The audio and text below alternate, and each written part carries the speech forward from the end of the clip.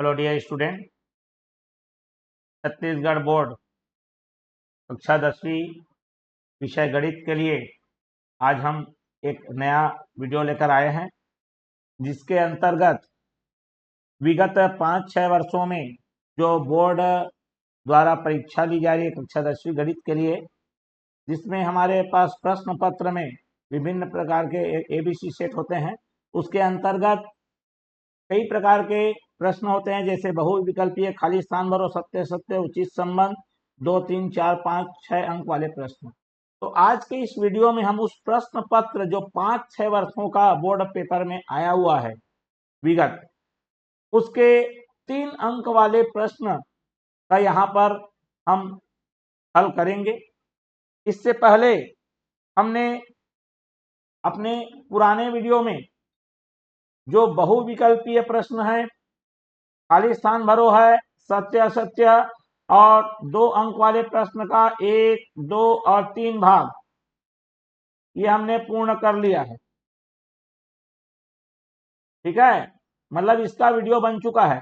आज के इस वीडियो में हम 3 अंक वाले प्रश्न का पहला भाग करने जा रहे हैं, जिसमें आपको 20 प्रश्न मिलेंगे।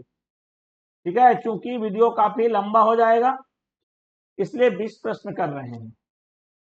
ठीक है, अगर समय देखते हुए अगर ये हो गया तो इसमें 30 प्रश्न भी हो सकता है, परंतु 20 को मान के चल रहे हैं। ठीक है, तो चलिए वीडियो की शुरुआत करते हैं और देखते हैं हमारे आज के इस वीडियो में 3 अंक वाले जो प्रश्न हैं, कौन कौन से प्रश्न लगे हुए हैं, कौन कौन सी टॉपिक से 3 नंबर वाले आते हैं। इन सारी चीजों को एनालाइज करते हुए हमको चलना है। तो चैनल को लाइक, शेयर और सब्सक्राइब कर बेल आइकन नोटिफिकेशन ऑन कर लीजिए, क्योंकि इसका दूसरा और तीसरा भाग भी आएगा ही। ठीक है, तो चलिए बढ़ते हैं प्रश्नों की ओर। और जो हमारा पुराना वीडियो नहीं देखे हैं उनके लिए लिंक डिस्क्रिप्शन बॉक्स में हमने अवेलेबल कर दिया, वहां से आप देख सकते हैं। ये हमारा पहला प्रश्न है जो कि वर्ग समीकरण का है। ठीक है, वर्ग समीकरण से आएगा प्रश्न हमारा। चलिए, ये वर्ग समीकरण से हमारा देख लीजिए 3 नंबर वाला आ रहा है, बता रहा है 3 नंबर वाला है, वह हमारा वर्ग समीकरण से आएगा। ओके, इसका हल जानते हैं। यहां पर आपको दे दिया है मूल और बनाना है समीकरण। तो वर्ग समीकरण बनाने का जब मूल, तो यहां पर आपको जो सूत्र है वो एक्स का वर्ग ऋण अल्फा धन बीटा एक्स धन अल्फा गुणित बीटा बराबर 0 है। स्पष्ट हो गया बात। चलिए यहां पर देख लीजिए अल्फा बीटा क्या है। ये जो मूल दिए हैं वही एक अल्फा है और दूसरा दिया है वो बीटा है। दोनों का हमको योग चाहिए, दोनों का हमको गुणा चाहिए। तो अलग से पृथक से आप योग निकाल लीजिए। 3 धन ऋण 8 और ये आ जाएगा हमारा ऋण 5। दोनों का गुणा निकाल लीजिए। 3 गुणित ऋण 8 जो कि आ जाएगा ऋण 24। अब इस मान को यहां पर रख दीजिए सूत्र में। मान को रखने पर आएगा आपका एक्स स्क्वायर ऋण ऋण 5 फिर एक्स धन ऋण 24 और बराबर में 0। अब ये एक्स स्क्वायर ऋण ऋण धन हो गया और धन ऋण ऋण हो गया और ये 24 बराबर 0 आ गया। और इस तरह से हमने उत्तर प्राप्त कर लिया। क्लियर हो गया बात। चलिए, तो यहां पर देखते हैं हमारा अगला प्रश्न के लिए। अब देखिए जो दूसरा प्रश्न है, ये हमारा समांतर श्रेणी है, उसके योगफल से संबंधित प्रश्न आया है। चलिए इसको कैसे हल करेंगे हम।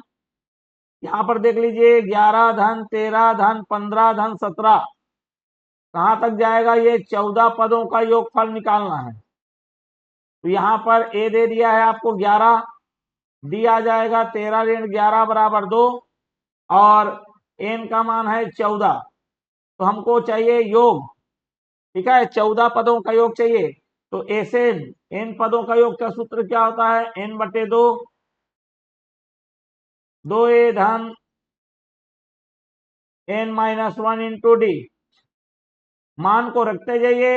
एन के जगह में रखिए 14 बटे 2, 2 गुणित ए के जगह में रखेंगे 11, एन के जगह में 14 ऋण 1 और डी का मान आ जाएगा आपका 2। ठीक है। चलिए यहाँ पर से देखो, 2 एकम 2, 2 सत्ते 14, 7 बचा, 11 दूने 22, धन 14 में 1 घटाएंगे 13, 13 दूने कितना हो गया 26, 7 का गुणा होगा 22 और 26 को जोड़कर, तो 6 2 8 और ये 48 आ गया, 7 अट्ठे 56 का 6 हासिल है 5, 7 चौक 28 और 5 33, 336 इसका क्या हो गया, उत्तर हो गया। क्लियर है। तो इसका मतलब जो हमारा 3 नंबर वाला है, जिसमें वर्ग समीकरण का है, फिर उसके बाद समांतर श्रेणी का है, अब उसके पश्चात यहाँ पर ये हमारा क्षेत्रमिति का है। ठीक है। चलिए क्षेत्रमिति में प्रश्न आया है, जिसमें बोला है आपको, देख लीजिए, व्यास दे दिया है 14, ऊंचाई दे दी गई है 10, बेलन का वक्र पृष्ठ चाहिए, बेलन उसका वक्र पृष्ठ, इसका व्यास दिया है 14 और ऊंचाई कितना दे दिया है 10। ठीक है।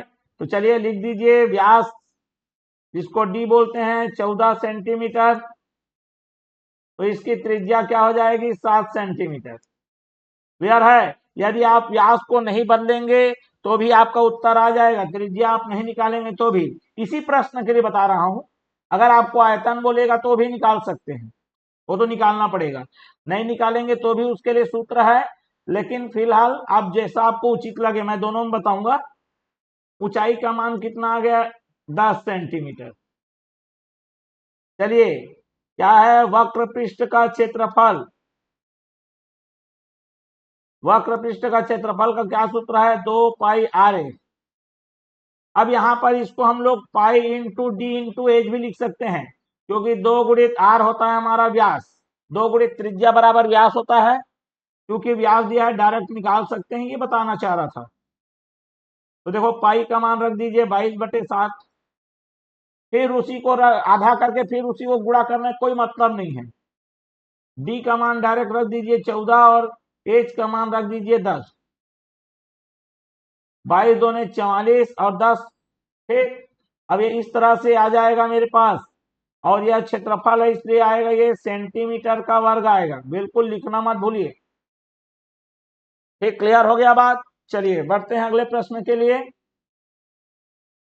फिर क्या बोल रहा है जरा देख लो, ये जो है हमारा गणितीय कथनों की जो जांच है, ठीक है, गणितीय कथनों की जो जांच है उसके प्रश्न है ये, जिसमें बोला गया है कि 3 क्रमागत सम संख्याओं का योग 6 का हमेशा गुणा जाता है, मतलब 6 के पहाड़े में आएगा या 6 से भागित होगा। चलिए इसको कैसे हल करना है। कभी भी कोई भी सम संख्या के बारे में बोलेगा, मतलब वो 2 का गुणा होता है, 2 के पहाड़े में आएगा, इसलिए मैं लूंगा 2 के पहला वाले को। उसके बाद नेक्स्ट वाला, अगला वाला हमारा सम संख्या, हम जानते हैं सम संख्याओं का अंतर 2 का होता है, इसलिए 2 बढ़ा देंगे तो 2 के धन 2 हो जाएगा, फिर इसमें 2 बढ़ाएंगे तो 2 के धन 4 हो जाएगा। अब बोला है क्रमागत 3 क्रमागत सम संख्याओं का योग, मतलब इन तीनों को जोड़ने के लिए बोल रहा है, 2 के धन 2 और 2 के धन 4, 2 के और 2 के कितना हो गया, 2 तिया 6 के हो गया, 2 जुड़ेगा हमारा 4 के साथ, 2 और 4 कितना हो गया 6 हो गया। अब देखो दोनों में 6 कॉमन आ गया है, के धन 1, मतलब के कोई संख्या है, उसमें 1 अगर जोड़ देंगे तो हमारा एक नया संख्या प्राप्त हो जाएगा, तो मैंने उसको के धन 1 को एक नया संख्या मान लिया m। यहां पर मैं लिख देता हूं, मैं माना कि m बराबर k प्लस 1 है। ठीक है। अब यहां से देखो, जैसे मैं यहां पर लिखता हूं 42, 6 गुणित 7 आया, मतलब 42 क्या है 6 से भाग जाने वाला है, क्योंकि 6 के पहाड़ा में आ रहा है, तो यहाँ 6 के गुणित में 7 बार आ रहा है, वैसे ही 6 के गुणा में कितने बार, m बार। कौन आया है, ये आया कहां से है 6m, 3 क्रमागत सम संख्याओं का योग से आया है।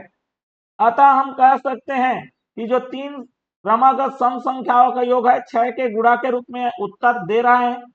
अतः हम कह सकते हैं कि जो 3 क्रमागत सम संख्याओं का योग है वह 6 का क्या होता है, गुणज होता है। इस प्रकार आप स्टेटमेंट उसका कथन लिख लेंगे। क्लियर हो गया बात? चलिए यहां पर लिख लेंगे, चूंकि 3 क्रमागत सम संख्या का योग 6m है, अतः वह क्या होगा, 6 का गुणज होगा। ठीक है, चलिए बढ़ते हैं अगले प्रश्न के लिए। फिर से वही आ गया, देखो 4 प्रश्न आएंगे, है ना, मतलब 3 नंबर वाले 4 प्रश्न आएंगे भैया। एक बार फिर से बता देता हूं, यहां पर देखो वर्ग समीकरण वाला आएगा, ये समांतर श्रेणी वाला आएगा, और ये हमारा क्या आ गया, क्षेत्रमिति वाला आएगा, और गणितीय कथनों की जांच वाला आएगा 3 नंबर में। चलिए फिर देखना वैसे ही रिपीट होगा ही। सॉल्यूशन देखते हैं। मूल दे दिया है, मूल दे दिया है अर्थात क्या हो गया, मेरा अल्फा दिया है मेरे को 7 और बीटा दिया है 4। समीकरण कैसे बनाते हैं, मूलों का योग गुणित में x और मूलों का गुणनफल बराबर में लगा लेना है 0। तो पहले योग निकाल लीजिए, 7 धन 4 बराबर 11, गुणा भी निकाल लीजिए, 7 चौक कितना हो गया 28। योग और गुणा के जगह में रख दीजिए, मान को जब रखेंगे तो ये हमारा हो जाएगा 11x धन ये 28 बराबर में आ जाएगा 0, और यही हमारा अंतिम उत्तर। बढ़ते हैं अगले प्रश्न के लिए। फिर से देखो ये समांतर श्रेणी का योग वाला प्रश्न आ गया भैया, मतलब 4 प्रकार के 3 नंबर में 4, जो हमारा 4 टॉपिक से प्रश्न मिलेगा। ठीक है, वर्ग समीकरण, समांतर श्रेणी, क्षेत्रमिति और गणितीय कथनों की जांच। चलिए देख लीजिए, यहां पर शुरुआत हुआ है 9 से, डी मतलब 12 में 9 घटेगा और आपका उत्तर आएगा 3, मतलब सार्वंतर, और कितने पदों को जोड़ना है, 16 का। ए से एन का सूत्र क्या होता है, n बटा 2, 2a धन n ऋण 1 गुणित डी, मान को रख दीजिए, 16 बटे 2, 2 गुणित ए का मतलब आ गया 9, धन n ऋण 1, 16 ऋण 1 गुणित में डी करिए, डी का मान आ गया है 3। चलिए 16 को 2 से काटेंगे 8 बार में जाएगा, 9 दूनी हो गया 18, धन 16 में 1 गया 15, 15 तिया कितना हो गया 45। 45 में जब 18 को जोड़ेंगे तो ये आपका आएगा 63। तो 8 का गुणा हो जाएगा 63 से, 8 तिया 24 का 4, 2 8 छका 48 और 2 50। अंतिम उत्तर आ गया 504 का। बढ़ते हैं अगले प्रश्न के लिए। देखो बोला ना मैंने, क्षेत्रमिति वाला आएगा ही, बिल्कुल आएगा। चलिए देख लीजिए, इस बार व्यास दे दिया है आपको 10, व्यास कितना दिया है 10, ऊंचाई कितनी दी गई है 7। ठीक है, चलिए व्यास दिया है हमको डी बराबर 10 सेंटीमीटर और ऊंचाई बराबर दिया है हमको 7 सेंटीमीटर। सूत्र क्या होगा, बेलन का इस बार आयतन निकालना है, वक्र पृष्ठ नहीं निकालना है, तो आपको त्रिज्या निकालना पड़ेगा। तो त्रिज्या व्यास का आधा होता है 5 सेंटीमीटर। यदि आप व्यास से त्रिज्या नहीं निकालूंगा बोलोगे तो भी आंसर आएगा। ठीक है, मैं दोनों चीजें बता दूंगा मैं। चलिए आयतन, आयतन क्या सूत्र होता है, पाई आर स्क्वायर एच, जब आपको त्रिज्या पता हो। अगर इसको पाई और डी का वर्ग गुणित एच बटे में कितना कर दोगे 4, समझ रहे हो बात को, बटे में कितना कर देना है आपको 4। तो यहां पर त्रिज्या निकालने की जरूरत ही नहीं है, सीधा व्यास से ही आपका काम चल जाएगा। क्लियर हुआ कि नहीं हुआ? ये वाले में तो आप रखेंगे ही, ये वाला रख के दिखा देता हूं मैं। चलिए या फिर त्रिज्या वाला ही ले लेते हैं, 22/7 त्रिज्या कितना आ गया 5 का वर्ग गुणित ऊंचाई 7 से 7 कट हो गया 22 गुणित 5 का वर्ग 25 जो कि देगा आपको 550।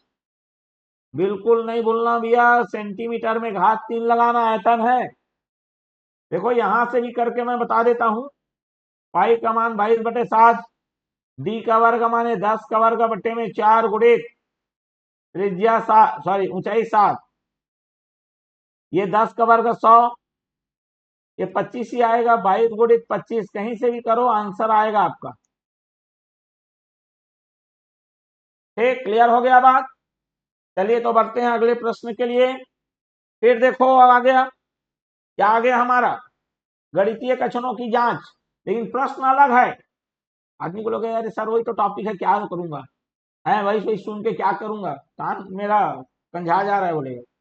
नहीं ऐसा नहीं है, देखो प्रश्न अलग है। वहां पर अभी आयतन निकाला मैंने है ना, क्षेत्रमिति में आयतन निकाला, इससे पहले वक्र पृष्ठ बोला था। क्या पता अगले वाले में पूर्ण संपूर्ण वक्र पृष्ठ बोल दे, कुछ भी हो सकता है। इसलिए प्रत्येक प्रश्नों को आप ध्यान दीजिए, पूरा वीडियो को देखिए। चलिए यहां पर देखिए दो क्रमागत विषम बोला इस बार और 4 का गुणा है मतलब 4 के पहाड़े में आएगा बोलेगा। सम के लिए तो बता दिया कि अगर 2 के गुणा में लिखोगे सम आ जाएगा। विषम के लिए क्या है, विषम के लिए यह है भैया कि यदि आप क्या करोगे 2 के में 1 जोड़ दोगे, 2 के मतलब तो सम हो गया, एक जैसे ही जोड़े वो विषम बन गया। समझ में आ गया बात, एक जैसे ही जोड़े विषम आ गया। अब अगला विषम के लिए 2 एक्स्ट्रा करना पड़ेगा आपको, 2 ज्यादा। तो 2 के धन 1 था, 1 में 2 जोड़ोगे कितना आ जाएगा 3, ये 2 लगातार क्या हो गए विषम हो गए। अब इनका योग करना है तो लिखता हूं मैं 2 क्रमागत विषम संख्या का योग हमको निकालना है। चलिए रख दीजिए 2 के में 1 धन 2 के धन 3, 2 के और 2 के कितना हो जाएगा 4 के हो जाएगा, 1 धन 3 कितना हो जाएगा 4 हो जाएगा, दोनों में 4 कॉमन दिख रहा है k प्लस 1 आ जाएगा। k प्लस 1 को कोई एक नया अंक 4 गुणित m लिख सकते हैं, जहां मैं लिख दूंगा मैं माना कि m बराबर k प्लस 1 है, या जहां m बराबर k प्लस 1 को निरूपित कर रहा है। ठीक क्लियर हो गया बात, समझ में आया कि नहीं है। अब देखो ये 4 के गुणा के रूप में है, क्योंकि 2 क्रमागत विषम संख्या का योग हमारा आ रहा है 4m है, अतः यह 4 का गुणज है, 4 के गुणज है या 4 का गुणज है लिख लीजिए। स्पष्ट हो गई बात, समझ में आया कि नहीं आया, बिल्कुल क्लियर हो रहा है। तो यही चीज हमको करना है, ठीक है। चलिए तो अब आगे बढ़ते हैं हम लोग प्रश्न के लिए। हमारा अगला प्रश्न ये रहा, फिर आ गया देखो चीज तो वही है ना, चीज हमारी वही है, परंतु क्या है प्रश्न हमारा अंक अलग अलग है, इसलिए बनाना पड़ेगा, प्रैक्टिस अभ्यास के लिए बनाना पड़ेगा। मूल हमारा अल्फा बराबर 4 है और बीटा बराबर भी 4 है, ठीक है। चलिए क्या हो जाएगा अपन x का वर्ग ऋण अल्फा धन बीटा गुणित में x धन अल्फा गुणित बीटा बराबर 0। अल्फा धन बीटा निकाल लो, 4 धन 4 बराबर 8, अल्फा गुणित बीटा बराबर 4 गुणित 4 बराबर 16। मान को रख दीजिए यहाँ पर, एक्स स्क्वायर ऋण अल्फा धन बीटा का मान कितना आ रहा है भैया 8x, अल्फा गुणित बीटा का मान कितना आ रहा है 16 बराबर 0। ये हमारा उत्तर आ गया 3 नंबर अंदर, सीधी सी बात है।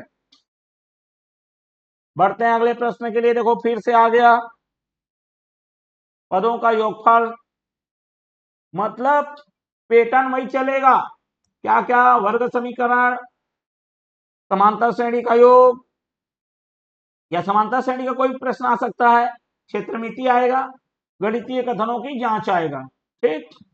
3 नंबर वाले 4 प्रश्न, 4 टॉपिक, वर्ग समीकरण, समांतर श्रेणी, फिर हमारा क्षेत्रमिति और गणितीय कथनों की जांच। चलिए इसको देखते हैं। बनेगा वैसे ही a बराबर 5, d बराबर 9 ऋण 5 बराबर 4 और n का मान आ गया 12।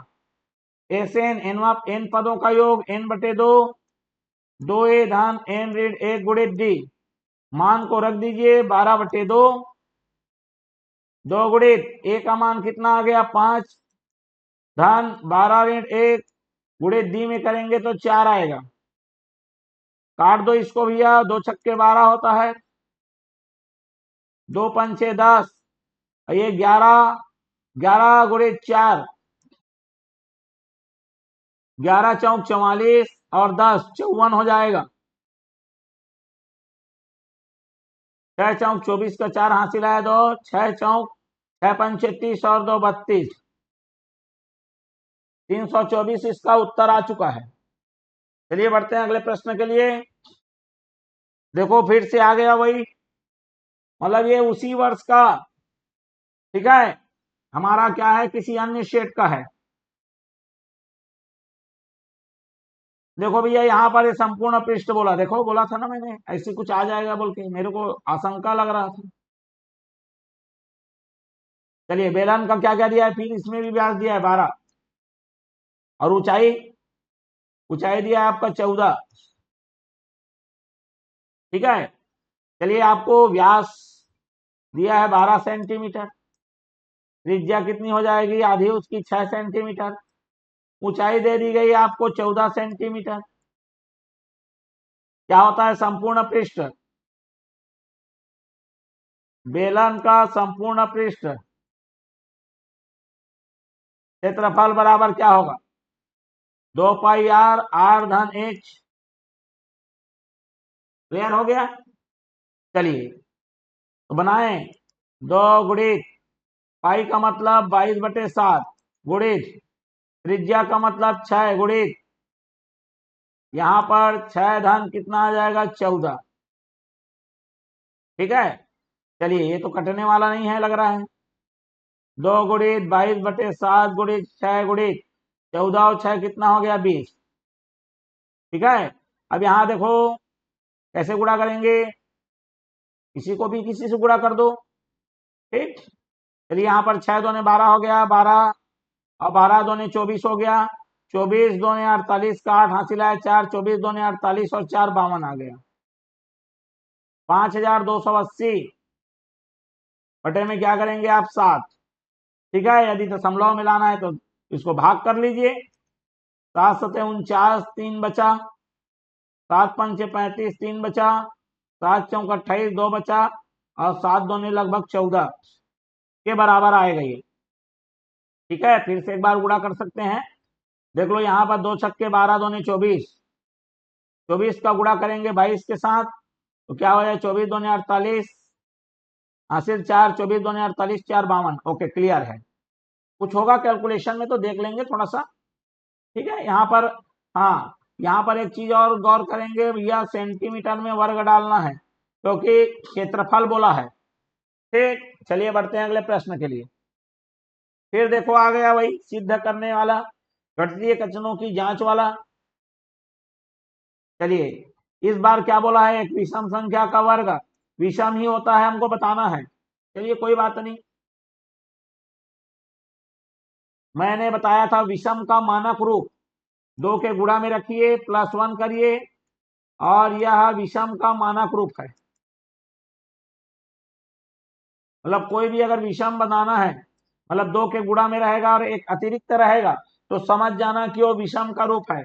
मतलब उसमें अज्ञात राशि के जगह में कुछ भी हम लोग प्राकृत संख्या या मतलब हमारा पूर्णांक डालोगे वो एक विषम संख्या प्रदान करेगा। क्लियर हो गया। मतलब विषम को हम लोग 2 गुणा कोई संख्या धन 1 के रूप में ही प्रदर्शित करते हैं, स्पष्ट है। चलिए अब इसका वर्ग बोला है तो चलिए यहां पर लिख देता हूं मैं विषम का वर्ग, क्योंकि इसी के बारे में जांच करना है। तो 2 के धन 1 और उसका वर्ग ले लीजिए, क्या हो जाएगा a + b का वर्ग क्या होता है ए का वर्ग धन 2ab, 2 गुणित ए गुणित बी धन बी का वर्ग। अब ये आ जाएगा 2 का वर्ग 4 और के का वर्ग आएगा, और दो दोनों कितना हो गया 4k धन 1। दोनों में 2 कॉमन है, बिल्कुल कॉमन तो बहुत सारा चीज है, लेकिन हमको विषम बनाना है, इसलिए 2 के रूप में मैं केवल 2 को कॉमन ले रहा हूं। अब लगेगा सर हर बार तो पूरा पूरा कॉमन ले लेते हैं, इस बार 2। अरे भैया प्रश्न के हिसाब से चलना है हमको। प्रश्न कह रहा है विषम संख्या के रूप में प्रदर्शित करिए, इसीलिए मैं 2 ले रहा हूं। 4 लोगे तो भी कोई आपत्ति नहीं है, 4 गुणित के धन 1 भी लिखा होता तो भी वो विषम ही होता। स्पष्ट है, इसलिए घबराने की कोई आवश्यकता ही नहीं है। चलिए 2 निकाल दिया मैंने, तो यहां पर बचा 2k का वर्ग, यहां 2 निकाला तो बचा 2k धन 1। अब इसको हल करोगे तो कोई एक नया संख्या उत्पन्न होगा, तो मैंने मान लिया उसे m धन 1। अब यहां लिख देंगे, यहां पर जहां m बराबर 2k का वर्ग धन 2k है। अब देखो ये 2 गुणित कोई संख्या धन 1 अतिरिक्त है, ठीक है, तो इसका मतलब हम बोल सकते हैं कि ये क्या आ रही है, विषम संख्या आ रही है। मतलब विषम संख्या का वर्ग क्या आएगा, एक विषम संख्या ही आएगा। ये बात क्या हो गई, स्पष्ट हो गई। चलिए बढ़ते हैं अगले प्रश्न के लिए। ये देखो, अब ये अगले साल किसी अन्य वर्ष का प्रश्न पत्र है,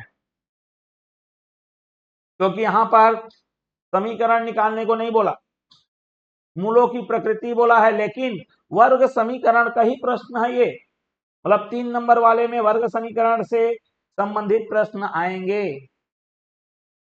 चलिए देखो यहां पर क्या लिखा है, x का वर्ग ऋण 5x धन 6 बराबर 0। मूलों की प्रकृति, मूलों की प्रकृति जानने के लिए आपको विभेदक या विविक्त कर की आवश्यकता पड़ेगी। तो इसको सबसे पहले तुलना करेंगे, x square plus b x plus c बराबर 0 से, और a का मान आएगा 1, तो यहाँ कुछ नहीं है। b का मान आएगा ऋण 5 और c का मान आएगा भैया 6। ठीक है, हम लोग d का मान निकालेंगे। d का मान होता है जो कि विविक्त कर या विभेदक होता है, बी स्क्वायर माइनस 4ac, और यही इसी से पता चलेगा कि हमारा मूल की प्रकृति क्या है। चलिए मान को रखिए, ऋण 5 का वर्ग ऋण 4 गुणित ए का मतलब 1 गुणित सी का मतलब 6। ऋण 5 का वर्ग धन में आएगा, 5 पजे 25 आएगा, ऋण 4 छक्का 24, इतना उत्तर दिया 1। अब ये जो 1 है भैया 0 से बड़ा है, तो मैं यहां पर 3 बातें बता रहा हूं, ठीक है। डी तो निकालना ही पड़ेगा, जब भी मूल की प्रकृति बोलेगा तो डी निकालना पड़ेगा। तो डी की संभावनाएं, पहला हो सकता है डी बड़ा है 0 से, अर्थात वो धनात्मक हो गया। इस कंडीशन में क्या होगा, मूल वास्तविक एवं असमान या भिन्न लिख सकते हो, मतलब जो 2 उत्तर आएंगे अलग अलग आएंगे और दोनों ही वास्तविक संख्या रहेगी।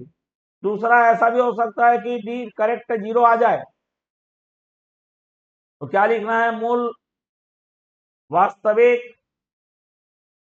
एवं समान। 2 उत्तर आएंगे और दोनों एक जैसा रहेंगे, और संख्या क्या रहेगी, वास्तविक संख्या रहेगी।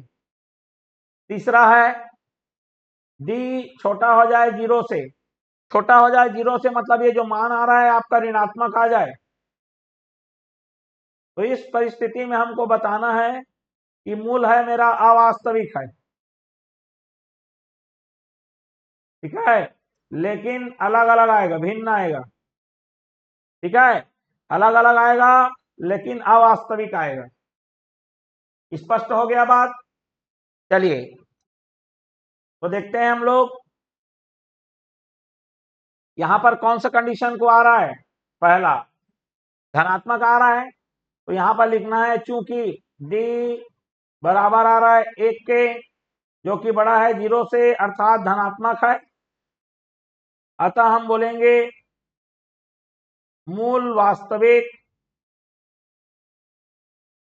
एवं भिन्न होंगे। स्पष्ट है? चलिए बढ़ते हैं अगले प्रश्न में। ये देखो, किसी न किसी तरीके से गणितीय कथनों की जांच 3 नंबर में आएगा भैया, ये बात दिमाग में रख लो। चलिए, क्या लिखा है? 2 के धन 7 एक विषम पूर्णांक है। चलिए कोई बात नहीं, यहां लिखो 2 के धन 7 है। क्या हम इसको 6 धन 1 लिख सकते हैं? बिल्कुल, ठीक है। यहां पर देखो परिस्थिति क्या लिखा है कि एक पूर्णांक है, कि क्या है जी? पूर्णांक है। पूर्णांक का मतलब क्या होगा? पूर्णांक। तो वह सम भी हो सकता है, विषम भी हो सकता है। तो इसीलिए मैं स्पष्ट करना चाहूंगा थोड़ा सा यहां पर। देखो भैया, यहां पर हमारा जो के है, हमको थोड़ा ना मालूम कि सम है कि विषम है। वो कुछ मालूम है क्या? आइडिया है क्या? नहीं है। तो चलिए मैं मान के चलता हूं कि एक सम संख्या था, तो उसको ले लो 2m। मतलब के कोई संख्या है तो सम भी हो सकती है, विषम भी हो सकती है। तो के को मैंने क्या मान लिया? सम मान लिया, जो कि 2m आ गया। स्पष्ट है? तो मैं के जगह में ये सम संख्या को एक बार रख के देख रहा हूं। तो 2 गुणे 2m धन 7 हो गया। अब ये कितना हो गया मेरा? 4m धन 7 हो गया। अब इसमें क्या करते हैं? 4m धन, इसको लिख देता हूं 6 धन 1, दोनों में 2 कॉमन निकाल लो। क्या बचा? 2m धन 3 धन 1। ये हमारी कोई नई संख्या प्राप्त होगी। किसी संख्या को 2 से गुणा करोगे और क्या करेंगे? 3 जोड़ देंगे तो कोई संख्या प्राप्त होगी, अवश्य होगी। और यदि उसको 2 से गुणा करेंगे तो यह क्या हो जाएगा? सम संख्या हो जाएगा। तो चलिए 2m धन 3 को मैं कोई अन्य संख्या n लिख देता हूं। तो हमारा देख रहे हैं अंतिम जो रूप है वो 2n धन 1 के रूप में आ रहा है। और 2n धन 1 इसका मानक रूप है विषम संख्या का। क्लियर है? तो के जगह में अगर मैं सम लेता हूं तो भी वह उत्तर है वो विषम आ रहा है। ठीक, अगर मैं एक बार, ये पहला कंडीशन हो गया। दूसरा मैंने लिया कि ऐसा भी हो सकता है कि विषम खुद रहे। ठीक है, चलिए, तो इसका मतलब ये 2m धन 1 लिखाएगा। अब देखते हैं इससे इसका मान क्या विषम आ रहा है कि नहीं आ रहा है, ये हमको देखना है। तो 2 गुणे 2m धन 1 रखिए, धन में रखिए 7, कितना आएगा ये? क्या करना है हमको? देख लो, ये तो 2 का गुणा में आ गया है। ठीक है, 2 के गुणा में आ गया है, मतलब ये तो सम संख्या ही है।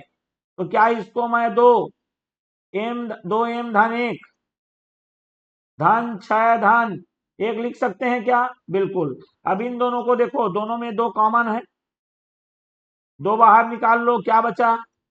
2m धन 1 धन, यहां पर क्या बचेगा? 2 तिया 6 होता है, धन अलग से। ये हमको कोई नई राशि देगी तो उसको मैंने मान लिया n धन 1, मतलब एक अतिरिक्त आ ही रहा है।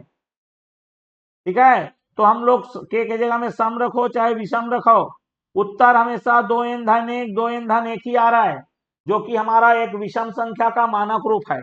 अतः इससे सिद्ध होता है कि 2 के धन 7 है वह हमेशा एक विषम संख्या होगी। क्लियर है? चलिए बढ़ते हैं अगले प्रश्न के लिए। अब देख लो, ये क्षेत्रमिति का आएगा ही। इस बार अर्धगोला दे दिया। चलिए अर्धगोला बना लेते हैं। अब ये अर्धगोला का व्यास दे दिया है। व्यास है हमारा 8 सेंटीमीटर। ठीक है, क्या निकालने को बोला है? वक्र पृष्ठ का क्षेत्रफल। चलिए निकालते हैं इसका हल। जब भी ऐसा वक्र पृष्ठ का क्षेत्रफल बोला, ठीक है, यहां से देख लीजिए, स्पष्ट हिंदी में लिखा है लेकिन यहां पर अंग्रेजी में लिखा है सरफेस एरिया। लेकिन अंग्रेजी में भैया याद रखो, सरफेस एरिया का मतलब होता है अंग्रेजी में टोटल सरफेस एरिया। समझ रहे बात को? जब कुछ नहीं लिखा है, मान लो आपको हमने एक पकड़ा दिया, गोला पकड़ा दिया, अर्धगोला, इसका क्षेत्रफल निकालो बोलेंगे, खाली क्षेत्रफल, पृष्ठीय क्षेत्रफल, तो हम संपूर्ण ही निकालेंगे।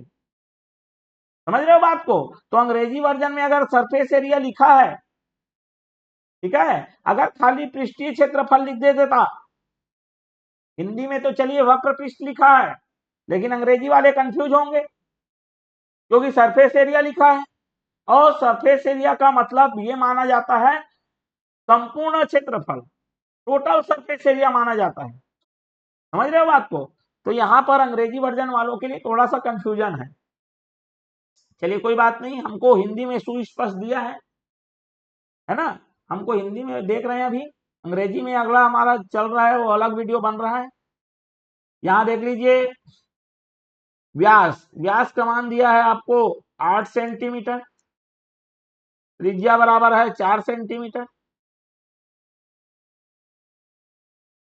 ठीक, चलिए देखिए क्या आएगा। हमारा क्षेत्रफल का सूत्र क्या है? अर्धगोले का वक्र पृष्ठ का क्षेत्रफल जो है वो क्या है हमारा, 2 पाई और r का वर्ग है। ठीक, चलिए 2 गुणित 22/7 गुणित r का वर्ग माने 4 का वर्ग, रख दीजिए। 16 दूने 32, 32 दूने 64 का 4 हासिल आया 6, 32 दूने 64 और 4, सॉरी 64 और 6 70 बटे में 7, और क्षेत्रफल है इसलिए क्या आ जाएगा, सेंटीमीटर का वर्ग आएगा। दशमलव में चाहो तो निकाल सकते हो, 100.4 है तो 7 पंचे 35 आ जाएगा। क्लियर हो गया? और ये 5 5 आएगा, ये दशमलव में आएगा, ये बटा में रखना है तो बटा में रख लीजिए। क्लियर है? इसी को अगर अंग्रेजी में करेंगे तो हमारे पास जिस हिसाब से प्रश्न है संपूर्ण पृष्ठ निकालेंगे। चलिए बढ़ते हैं अगले प्रश्न के लिए, और ये रहा हमारा अगला प्रश्न। अब देखो यहां पर ये क्या दे दिया आपको, ये आपको जो दिया है वो है बहुपद का।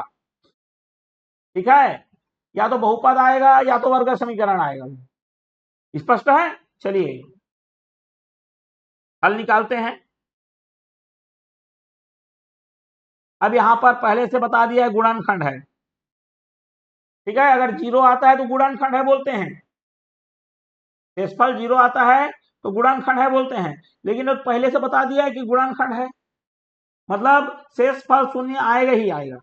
तो चलिए सबसे पहले इसको हल कैसे करते हैं वो देख लीजिए। पी एक्स बराबर एक्स स्क्वायर ऋण 5x धन 3, इस प्रकार रखना है।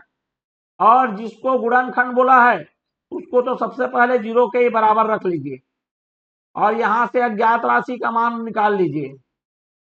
अज्ञात का मतलब जो जिस रूप में बहुपद है, चाहे x के रूप में हो चाहे y के रूप में हो। फिर क्या करना है, इस मान को बहुपद में रख दीजिए और बराबर में लिख दीजिए 0, और बगल में क्यों, क्योंकि यहां पर लिखना है मेरे को x ऋण 1 px का गुणनखंड है। तो जिसका भी गुणनखंड रहे उसको 0 बराबर रख के यहां से जो ज्ञात राशि आएगा उतना रखने पर उसका आंसर सदैव क्या होगा, 0 होगा। यह गुणनखंड प्रमेय हमारा कहता है। ठीक है, क्या कहता है, यदि हम x ऋण a से, क्लियर हो गया, px को यदि भाग करें, ठीक है, या फिर x ऋण a px का यदि क्या है गुणनखंड है, तो x के साथ ऋण है तो x के साथ सॉरी ऋण है तो धन लेंगे, तो x के जगह में उसका धनात्मक मान, ऋण है तो धन लेना है, धन है तो ऋण लेना है, कितना के बराबर आएगा, 0 होगा। क्लियर हो गया? ये गुणनखंड प्रमेय है हमारा, उसी के तहत हमने लिया है। तो इसको मैं विधि में बता रहा हूं कि ऐसा करते जाना और ये आएगा उसको लेना है बोल के। फिर देखो यहाँ पर पी एक्स और एक्स, इसी एक्स के जगह में 1 रखते जाएंगे हम, तो के 1 का वर्ग ऋण 5 गुणित 1 धन 3 बराबर 0, और ये आ जाएगा मेरे पास के ऋण 5 धन 3 बराबर 0। इन दोनों को उधर ट्रांसफर करिए, ऋण 5 है धन 5 हो जाएगा, धन 3 है ऋण हो जाएगा, और के का मान आ गया 2, और इस तरह से हमको अंतिम उत्तर प्राप्त हो गया। चलिए तो बढ़ते हैं अगले प्रश्न के लिए। ये हमारा अगला प्रश्न है जो कि गणितीय कथनों की जांच में से आएगा ही 3 नंबर के लिए, ठीक है, जिसमें बोला है सिद्ध करने के लिए कि 6n धन 13 एक विषम पूर्णांक है, उसी प्रकार से ही बनेगा भैया ये। क्लियर हो गया बात? चलिए कोई बात नहीं, तो यहां पर लिखते हैं 6n धन 13। अब देखो यहां पर n सम हो सकता है या n क्या हो सकता है, विषम हो सकता है। सम आया मतलब 2 के रूप में आएगा, विषम है मतलब 2 के धन 1, और दोनों ही परिस्थिति में यह विषम संख्या प्राप्त होना चाहिए। चलिए रख दीजिए 6 गुणित 2 के धन में रख दीजिए 13, 6 2 ने कितना हो गया 12, के धन 13 को लिख सकते हैं 12 धन 1, दोनों में 2 कॉमन है, 6 के धन 6 आ जाएगा, धन में 1 आएगा। अब देखो ये किसी न किसी एक निश्चित राशि या कोई ना कोई संख्या प्रदान होगी, जिसको हम लोगों ने मान लिया m, प्लस में आ गया 1। अब चूंकि देखिए यहाँ पर 2 के गुणा में एक अतिरिक्त बच रहा है, मतलब यह एक विषम संख्या का मानक रूप है, ठीक है। 2m धन 1 क्या है, विषम संख्या का मानक रूप है। जब हमने n के जगह में कोई सम संख्या रखा, अब उसी n के जगह में एक बार विषम रख के देखिए आप। चलिए देखते हैं, है एक n के जगह में रखेंगे 2 के धन 1, धन में रखेंगे 13। अब इसको क्या कर लिए देख लीजिए, 6 2 ने 12, के धन 6 कम 6, और ये आ जाएगा हमारा 13। 6 और 13 कितना हो गया भैया, 19 हो गया। तो 12 के धन 19, 19 को हम लोग 18 धन 1 लिख सकते हैं। अब दोनों में 2 कॉमन आएगा कि नहीं आएगा, बिल्कुल आएगा।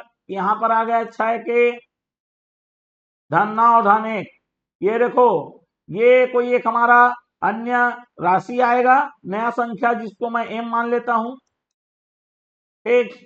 अब देखो ये जो अंतिम हमारा संख्या है 2 से भाग 2 के गुणा में है और एक अतिरिक्त दिख रहा है, तो 2 के गुणा में एक अतिरिक्त दिखे तो हम समझ जाते हैं कि वह क्या है, एक विषम संख्या का मानक रूप है।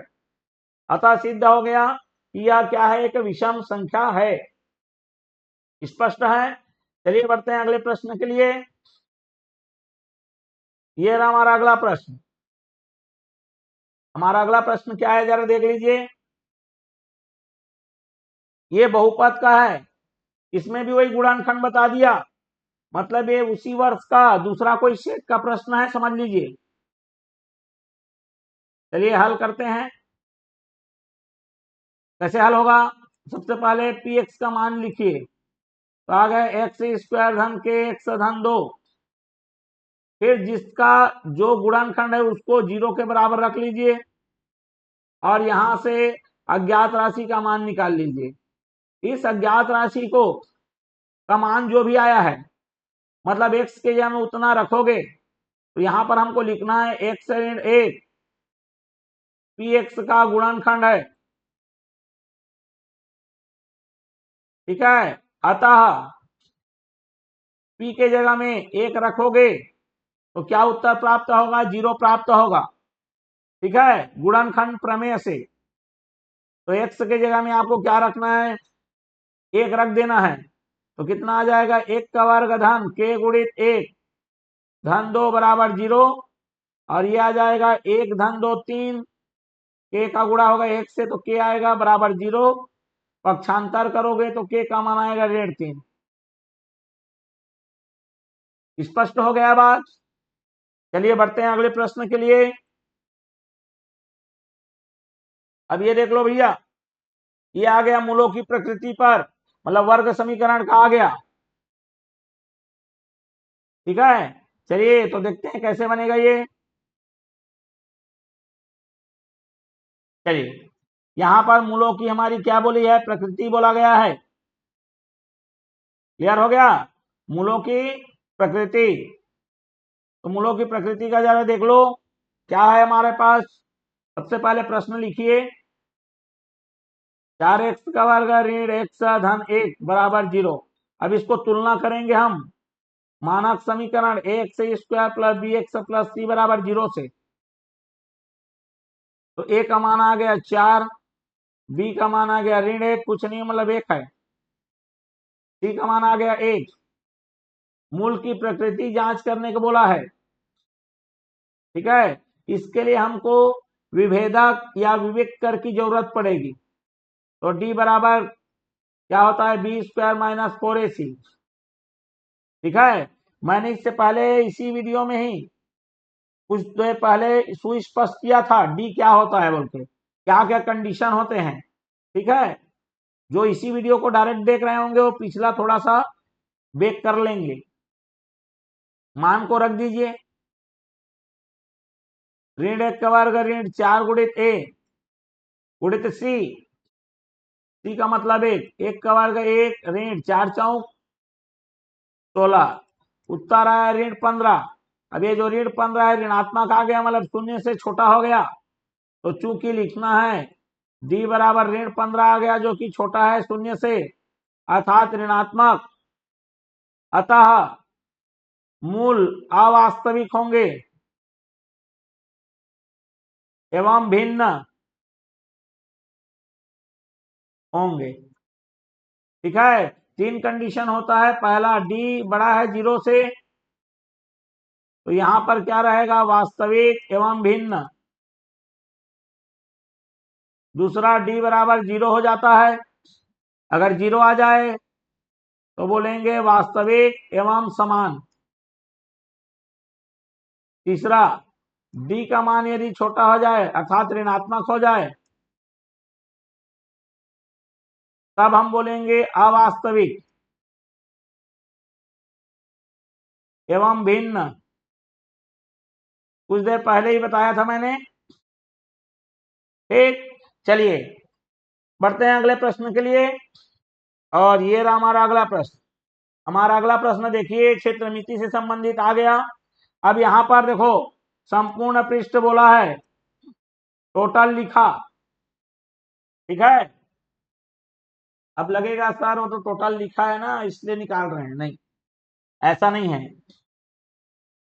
बताया ना मैंने, अगर आपको एक तरबूज पकड़ा दिया गया, इसका पृष्ठ निकालो बोलेंगे, वक्र पृष्ठ नहीं बोल रहा हूं ना, संपूर्ण नहीं बोल रहा हूं, इसका पृष्ठीय क्षेत्रफल निकालिए बोलेंगे, खाली पृष्ठीय क्षेत्रफल। अब क्या करोगे भैया, तरबूज का जितना है, तरबूज का जितना पृष्ठ दिख रहा है सबका निकालोगे ना भाई वहां पर।